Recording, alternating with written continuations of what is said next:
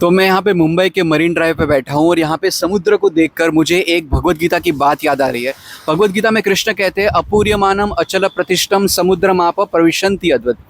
कृष्ण भगवत गीता में एक evolve soul को, एक एडवांस सोल को समुद्र से कंपेयर करते हैं। वो कहते हैं कि जिस तरह से समुद्र जो है उसके अंदर नदियाँ कॉन्स्टेंटली फ्लो हो रही है, लेकिन फिर भी वो विचलित नहीं होता, वो ओवरफ्लो नहीं हो जाता, वो डिस्टर्ब नहीं होता।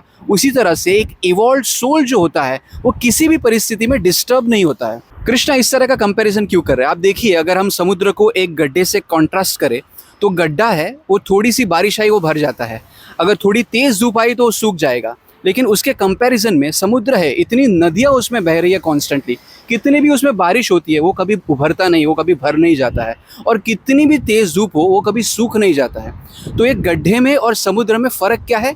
गहराई का फ़र्क है, उसके अंदर डेप्थ है।